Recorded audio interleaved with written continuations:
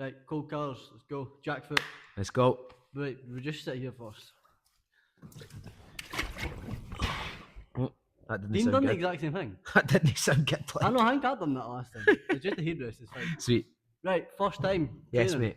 Back, when did it all start? This bag's annoying me. So I actually started training during the start of the second lockdown. So I had nothing What? else. I had nothing else to do. My mate asked me to come and start training, just go down and do a bit. So it was just me and him in the empty gym. Nah. But when I first started training, I done taekwondo when I was a kid. But MMA, my first MMA session was Thai? the 4th of January 2021. What about Thai? Thai for 4th of January 2021. So you won the training before that? I'd done taekwondo before that. What, you were at shows, what were you know?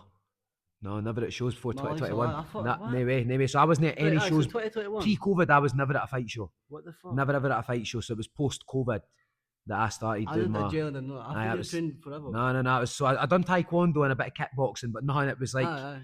It was like point kickboxing. It wasn't nothing too serious, you know what I mean? But it's given me the kicks and everything that I've still got in my arsenal. I knew that you wouldn't learn at a kind of like traditional MMA gym, but I'm crazy. my first time like proper doing MMA, Thai, jits. I was in at Barry's gym, but Barry obviously like we were just going in on the fly kind of thing. So I hadn't met Barry the first time I went into train. It was just me and my mate.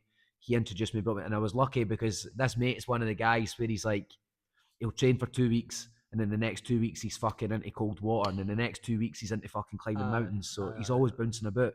So I had that wee 2 week opportunity to say yes and go down. Right. And I did, and because there was fuck all else to do, I just kept training, and then everything else opened back up, and I just kept training. I can't believe that. So that's not been that long. And that's been 5 and a bit years now, so coming up for 5.5 years. And you're in cage volleyball? And this is where I'm now. So it's just totally, you must have just been like train. I never even, like, I'll be honest with you, mate, my first fight, I got asked if I wanted to fight.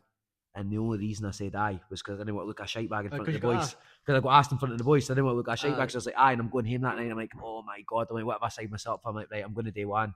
I done one, lost a split decision. I was like, nah, I want to win one of these, won one, and then decided this is what I wanted to do. And you've just been barred for the full time? Been barred full time, mate, aye, yeah. I like that, because a lot of boys... 100%. I'll never...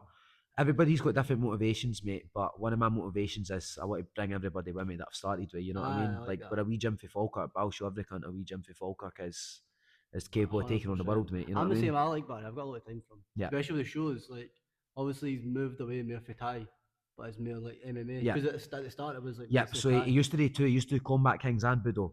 So he'd do 2 shows a year in the ring, 2 shows a year in the cage. I think he started off with just Combat Kings. He probably did start off, well, he was doing Headhunters way before that. He was doing Headhunters show way before I'd ever started training. But then when I first jumped in and started getting ready for fights, my first fight was on a Combat Kings, second was on a Budo, and then the next year we would alternate between the two again. And then I think it was 2023 he started doing Budos only. Aye. And then I know, I always try and get boys, but it never really works out with teams and that. So wait, so the first fight, did you like it? It was a mad one. Like I learnt a lot from it because I went in with the total mindset. Like I went in thinking like I'm gonna fucking kill this cunt. Like I'm gonna knock him out. That was my mindset going in. Never worked. And I was it never works. I was totally so tense. Like I was super duper fit going into that first fight. Super fit going into it. Ripped, fitness through the roof, and it was it was 5.5 minute rounds. And going into the second round, I was like, oh my fucking God, I'm fucked. I forgot to breathe. I was just holding my breath and swinging, and it doesn't matter how fit you are, you hold your breath and you swing for a minute and a half. Mate, there was a guy, I can't remember, he's maybe going to see this, I don't know who it is, I can't remember what gym, I don't know who, but he had braces, right? See the double gum shield? Aye. So, you put a wee stick in the middle. Right, I know, so he's got a set on top and a set on the bottom? A set on top and bottom, right. And then you put a stick in the middle so you can breathe. Like, aye, yeah. He moulded his gum shield the day of the fight, didn't put the stick in. He got into the fight and he couldn't breathe. Right, okay, it was stuck. Oh, what? He couldn't breathe through his nose. Fuck that, man. Fuck that. Aye, so when did you realise, like, first fight, second fight was probably, like, better? Yeah, 100%. I won my second fight. I barely got punched in my second fight. I was totally in control of that fight there. And that was Thai? That was Thai. So I had 2 Thai fights to start. You only had 2 Thai fights? No, I've had 6. Aye, because I can mind you were like, at one point, I was like... Well, between Thai and K1, I've had 6. Aye. So I had 2 Thai, and then I started mixing between Thai, MMA, and K1 all at the same time. So that was 2022. 2022 is probably the most active year I've ever had. I think I had 7 fights in 2022. You would have just been fighting everybody. 3 MMA and 4 striking. Jesus. So I was just fighting as often as I could. When did you realise, like, right, I'm want to be a fighter now? I kind of just, after that first win, so the second fight after the first win, just like that? I decided this is what I want to do now, but I wouldn't have ever thought I would where I would be now. Like it's only over the past couple of years, like maybe over the past 2-3 years, I feel like I gained mega confidence in myself. Mm-hmm. It was always like back then it was like, right, I'm going to go pro and have a couple of pro fights. And then I never seen it as being my full-on career. But it was probably the big changing point, and I'd say this is the point where I turned from a boy to a man, was when I went to Thailand myself for the first time. When was that? Started 2024, just before my first amateur title fight. And I don't know, I've went through different periods in my martial arts career where I've went and done things and I've came back just a totally different fighter, different person. And that was the first time I properly had that.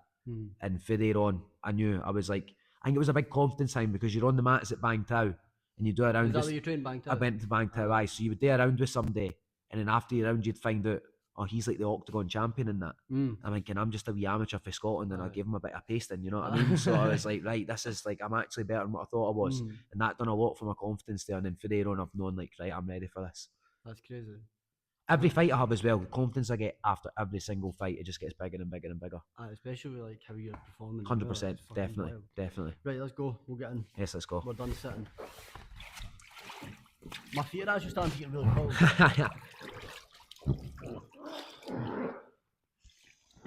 There we go. I think we're colder than I realised.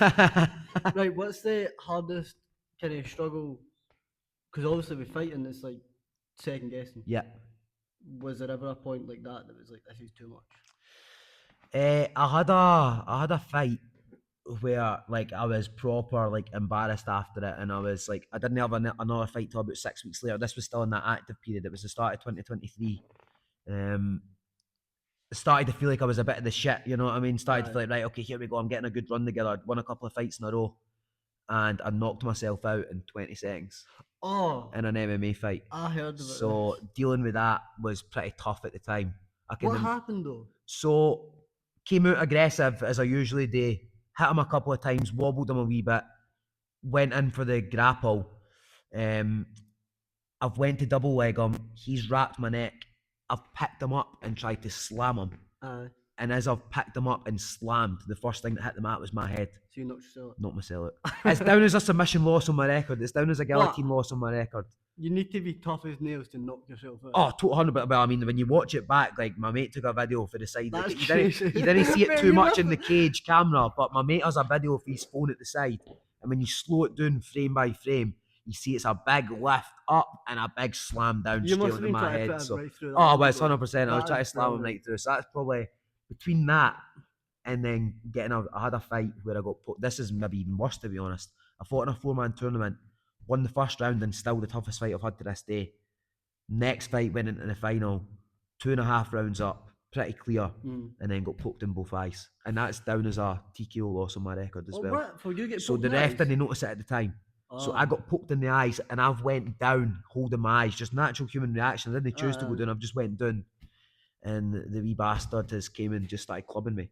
Really? Aye, and then the ref stopped as a TKO. No fighting anymore, no. He's no fight. I know. It was at the time I was like totally like, oh, I'd love to get it back, but he lost 2 after that and stopped fighting, and I've went undefeated since then. On the Cage Warriors. So that's the thing. When was the first Cage Warriors show? First Cage Warriors was 2025, April 2025. Where was that? That was Glasgow.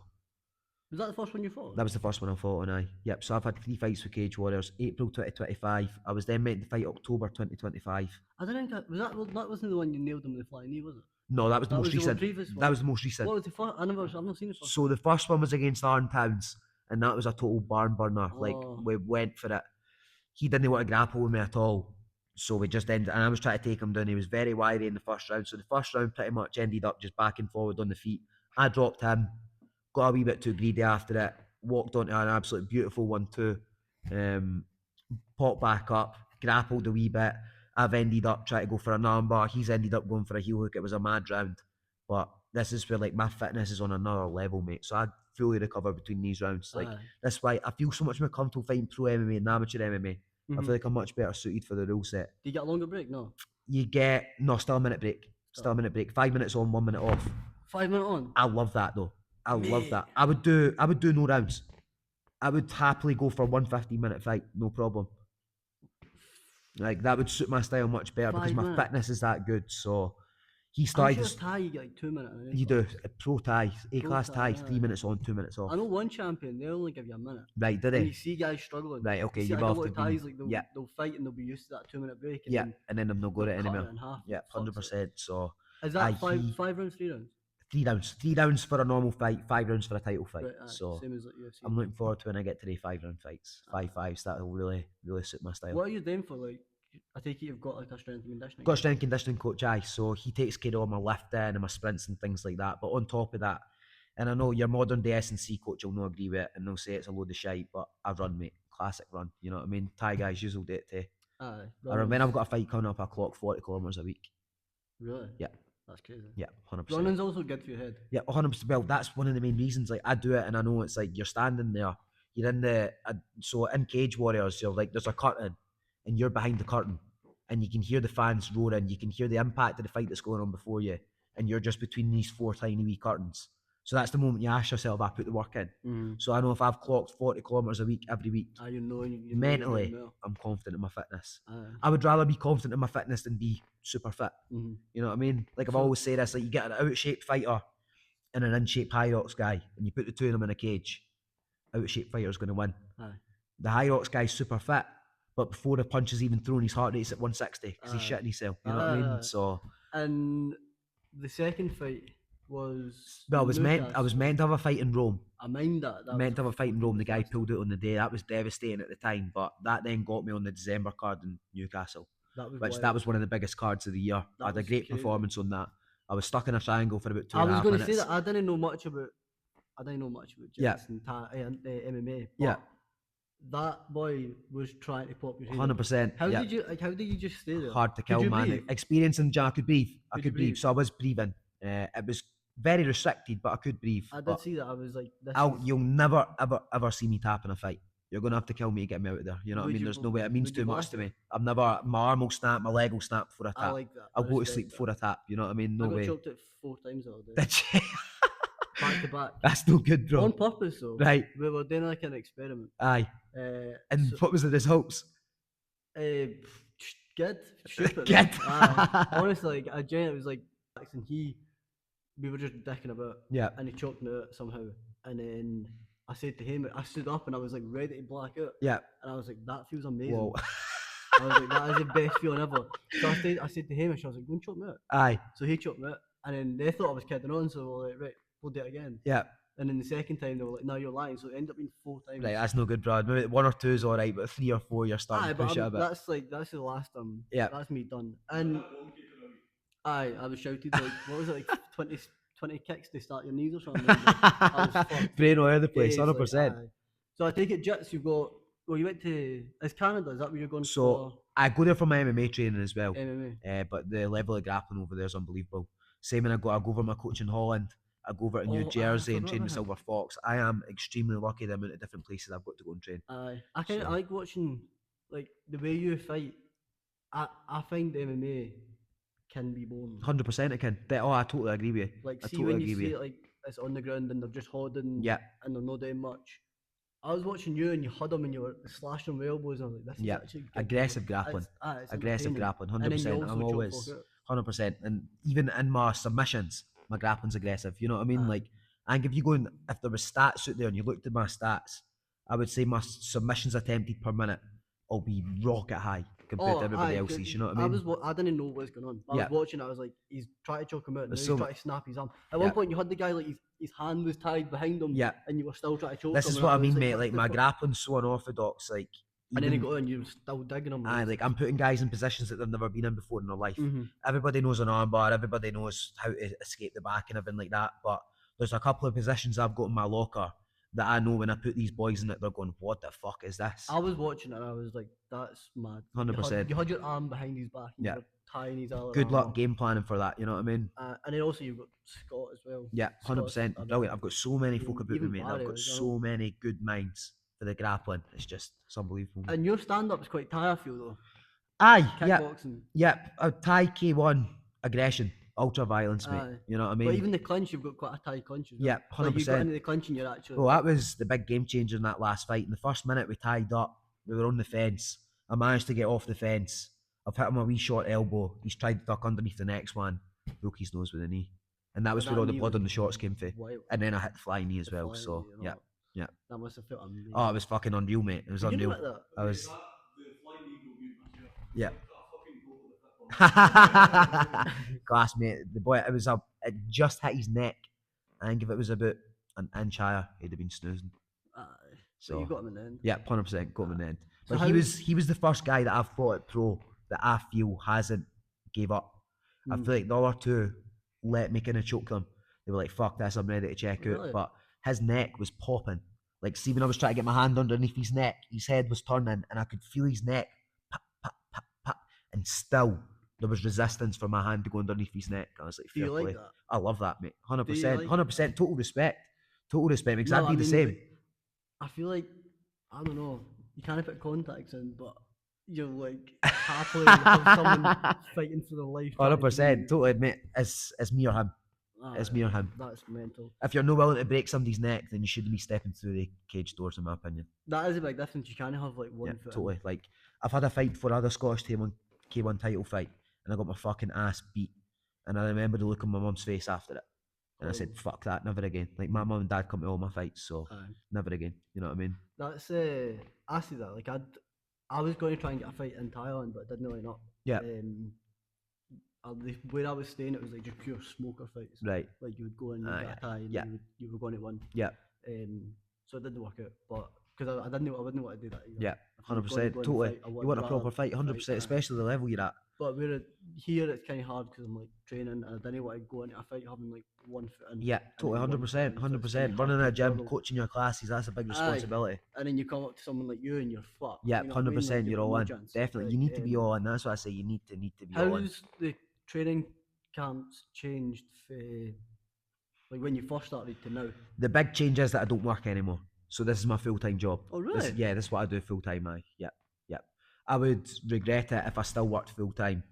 Didn't get to where I wanted to go and would have thought, what happened if I just went full-time back at the start? So that's the big difference. I'm training during the day and I'm training at night. Yeah. I used to need to wake up dead early in the morning, go for a run, and then go to work 8 hours a day, come home, train 3-4 hours at night, and then all you had time left to do was eat and sleep. So that's probably the biggest change that I've had, being able to wake up that bit later, focus on my recovery and my sleep more, train for 2-3 hours during the day, train for 2-3 hours at night. You've also got a girlfriend now. Yeah, 100%, definitely. She does a lot for me as well. Does that help? 100%, definitely. If you've got watching, so you fucking 100%. Nah, she does a lot for me. I'll be mad to like, because I don't know. You see folk who are fighting, I just feel like with you, it's like you're 100%. 100%, definitely. But she knew that at the start. I told her at the start, this is what I do. And you need to be okay with me only being in the country for 3/4 of the year, 2/3 of the year, because I do travel a lot for my training, and she understands that. Because you're in Holland a lot, no? In Holland a lot, Canada, go down to Liverpool for a week here and there as well. So I'm all over the place. What about weight cuts? How has that changed? The weight, they're heavier.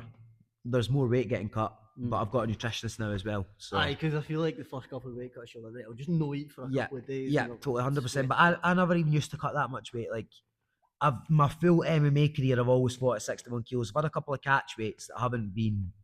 It wasn't my doing. I wasn't asking for a catch weight. It was just noticing the opponents getting the fight and things like that. They were catch weights. So, I've always fought at 61 kilos. Just I've progressively cut more as that's went on. But obviously, you're naturally going to get bigger. Yeah, 100%. But I see a lot of MMA shows doing same day weigh-ins now, and personally, I don't agree with it. I feel like that's crazy. 100%. I feel like doing the weight cuts at amateur gave me the experience for cutting weight as a pro. If I left my first water cut to being pro, I'd have been fucking clueless. You know what I mean? I know I'm so meticulous with my weight cuts. I track everything. I know my sweat rates. I know how hot I need to have the bath. I know how hot my sauna blanket needs to be to lose X amount of weight. I think people doing it to like stop weight cuts. Aye, but why? It's a part of the sport. Exactly. Your amateur career is to get you ready for your pro career. You know what I mean? That's the full point. You know Alex McGregor, not? No. Thai fighter. No. But he's mental. Right. He's like shit hot. He doesn't fight anybody, like coaches. Yep. He says that why should why should weight cuts get like stopped? Yeah. If I'm willing to put myself through hell. Totally, 100%. Somebody else isn't. 100%, definitely, 100%. He said And it's that. getting ready for that future step. Like weight cutting and being good at weight cutting is a skill in itself, just like your striking and your grappling and your wrestling. Like you need to learn how to cut weight if you want to go far in this sport. If I give up 4 kilos in a fight, that's fucking huge, man. You know what I mean? If I'm going in there with an extra kilo or two, I'm happy with that. What's the plans like for the future as well? So I want to be a UFC champion. That's my end goal, and I won't stop until I get there. So keep fighting through Cage Warriors, win the belt in Cage Warriors, move on to the UFC, make my run in the UFC, and go for the title. Good. Who's what? 61. 61's Peter Yan just now. He's the champ. So yeah, it's a fight I'd fancy my chances in. You know what I mean? People think you're mental for saying that, but what about Town Hall? Do you miss it? I do miss it. Do you? I do miss it, mate. But it's mad. I got more nervous fighting in the Town Hall than I do fighting in arenas. Why? I don't know. It's mental, bro. I don't know. Like I can remember my last fights in the Town Hall. The Cage Warriors contract was already there. I was nervous as fuck going out, like proper nervous in my warm up. But if you watch my warm ups now, you think it's just a normal training session. That's like class. I only get nerves when I'm in that holding pen, and then as soon as I go through that curtain, I'm sound. That's mad. It's mad. I was wondering that, like, if you missed the Town Hall. Yep, I do miss the Town Hall. I do, but that's good to the know. nerves for fighting in the Town Hall were more than what they were for fighting in the arenas. It's mental. I don't know. I just feel the crowd makes it, and even still, when I walk out in front of the crowd now, I look about and I take it on, but I think, is this it? You know what I mean? Is this it? Like, I want 40, 50, 60,000 people there, you know what I mean? The more the better. You're getting like 100. Yeah, totally, but you can't beat that wee Town Hall atmosphere. You know what I mean? It's closer. Yeah, 100%. If you pack 500 people in a 300-person hall, it's a fucking great atmosphere, you know what I mean? And plus, Scotland's just nuts when it comes to that shit. Totally, fucking right. Right, quick fire round. You need to take a dunk. Let's go. Hat off. I'm so cold. Aye, you need to grab it back on though. Mate, I'm like actually sitting here and vibrating. You need to grab the hat when you come back here. Right, sound. Ready?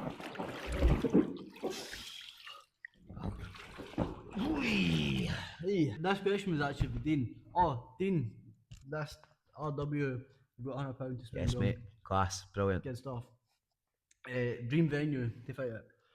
Dream venue to fight in? I'd love to fight in Japan. I'd love to fight in the Tokyo Dome. That's different. It's where MMA all started. Oh, wait, I'm actually backtracking this quick fire. Yep. What do you think you won champion? I like it. I like the rule set. It's more of a fight than the pro MMA rule set that's unified, that we all fight under with the knees to the head of the grounded opponent. I think it's more... If you had an offer, UFC or none? UFC. All the way. UFC all the way. 100%. I like it. Right, back to it. Oh, I'm so cold. This is so shit. Right, so Japan. Yep. Would you rather? This is a long question here. Would you rather sell it your dream venue in Japan or sell it the Town Hall for on Boodle? I'd rather sell it the Falkirk Stadium. Falkirk Stadium could be sick. I'd rather sell it the Falkirk Stadium. That would be sick. I'd love a last one. If I could make a big enough name for myself that I could put on my own show.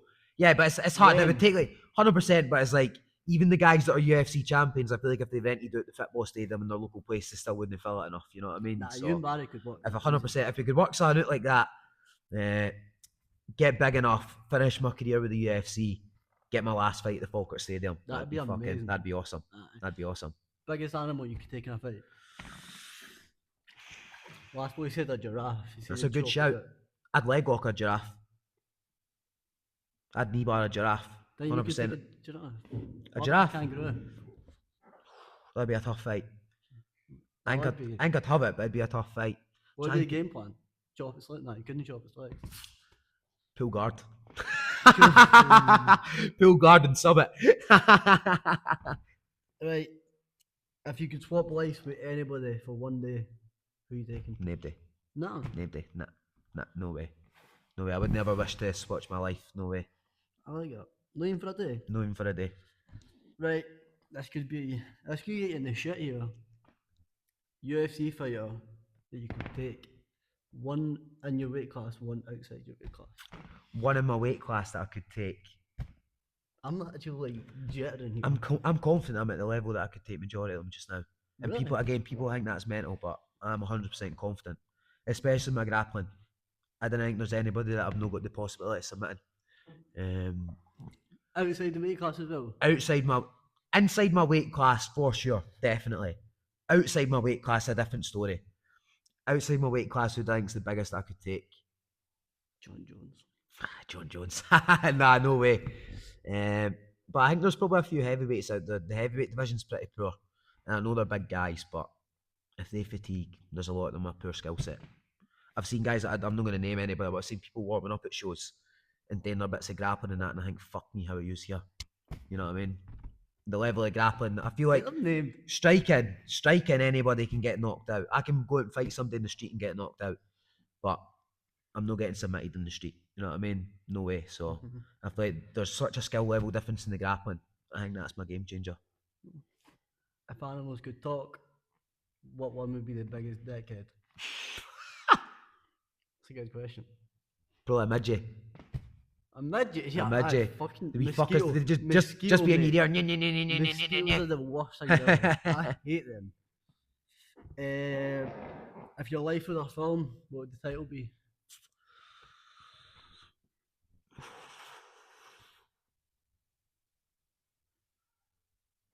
Chance. I like that. That's a good answer. Take a chance. Rise of the Foot Soldier. There we go. I think that's copyrighted already, though. Right. Last question is, but it's not a question. What I've done this last time. Yeah. Give a question for the next person coming on. Do you know anything about the next person that is coming on? Not a clue. After this, they're probably going to watch me and saying, fuck that. Watch out, you're vibrating. Question for the next person coming on.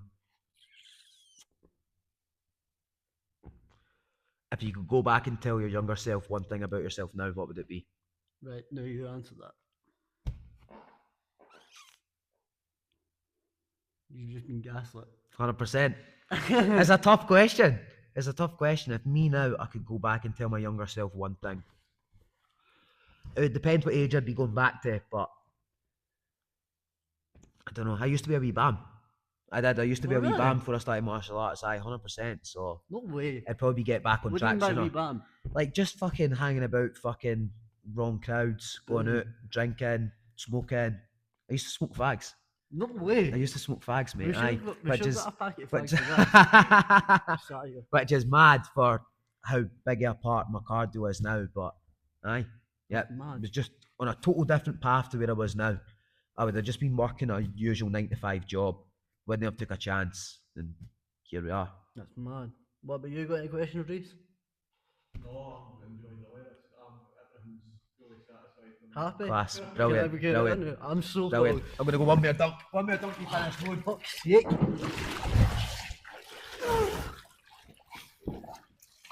Woo. Class.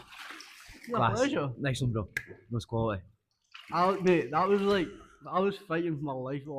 I could see it. I was starting to feel my legs shivering a wee bit. I'm like, I could see how much you were vibrating. I was like, I couldn't stop it. He's I more than me. couldn't stop my. It's actually, it wasn't that cold. I just couldn't stop vibrating.